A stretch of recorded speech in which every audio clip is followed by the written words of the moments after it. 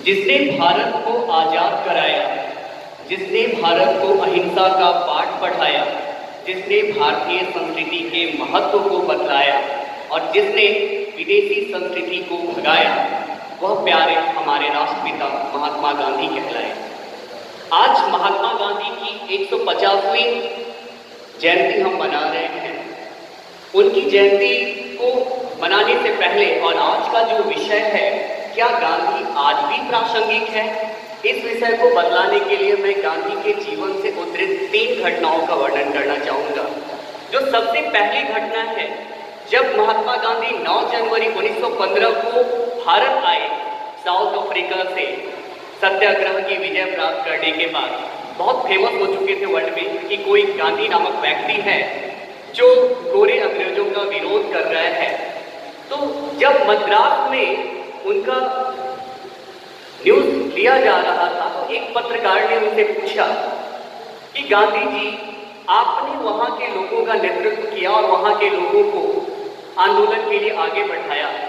तो गांधी जी का जवाब था, आप कहते हैं कि मैं उनका नेतृत्व करता हूं, बट इनके नेतृत्व के लायक मैं अपने आप को नहीं समझता हूं।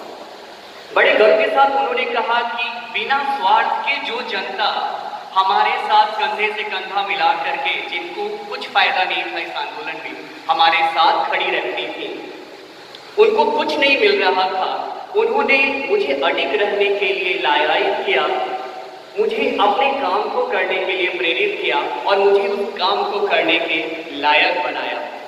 शायद गांधी जी के सारे आंदोलनों में जो आम जनता की भागीदारी थी वो हमें देखने को मिलती थी। गांधी जी 1942 तक भारत में बहुत ज़्यादा फेमस हो चुके थे।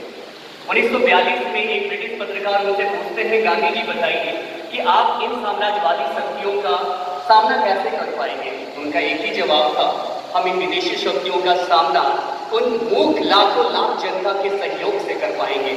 शायद गांधी जी की सबसे बड़ी विशेषता यही है कि जनता उनके साथ जुड़ी रही।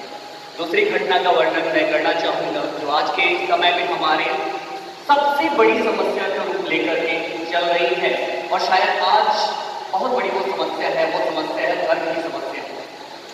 धर्म की समस्या की बात को लेकर के वो कहते हैं कि मैं कट्टर सनातनी हिंदू हूँ और मैं धर्म के लिए अपनी जान तक दे सकता हूँ, मगर ये मेरा जो मत है ये मेरा निजी है। जब बात किसी राज्य सत्ता की आती है तो न वहाँ हमारा अपना धर्म निर्देशित होगा, न आपका धर्म निर्देशित होगा। वहाँ पर आम जनता के सवालों की बात की जाएगी, रोटी कपड़ा मकान की बात की जाएगी, सड़क बिजली पानी की बात की जाएगी। यह थी उस गांधी के धर्म के प्रति सोच, और यही सोच ऐसी थी कि लाखों लाख जनता जो किसी भी धर्म का हो उनके आंदोलनों में जुड़ जाते थे।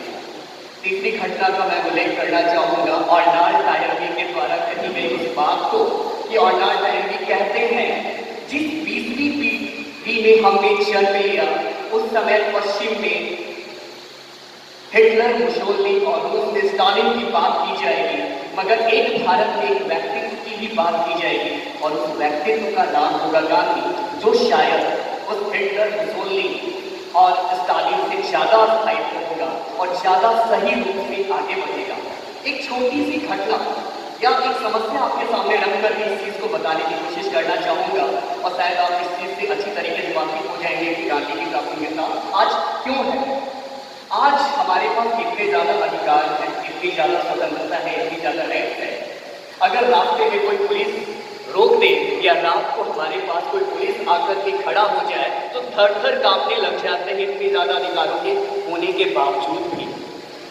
क्या बात थी उस शख्सियत में कि उसकी एक बोली पर दूसरे देशों के द्वारा राज करने वाले जो राज कर रहे थे अंग्रेज, दूसरे का शासन था, उनका उपनिवेश था, उनके समय में उनके कानून थे। जनता बिना जान के डर से उनकी एक बोली पर कूद पड़ती थी। यह है प्रासंगिकता हमारे गांधी की। अपनी अंतिम बातों को मैं गांधी ने एक निबंध के माध्यम से इस चीज़ को बताने की कोशिश की है, जिसमें उन्होंने हेनरी डेविड थोरो की पुस्तक सिविल डिसोबीडियंस और रस्किन की पुस्तक अनटू द लास्ट से लिया है।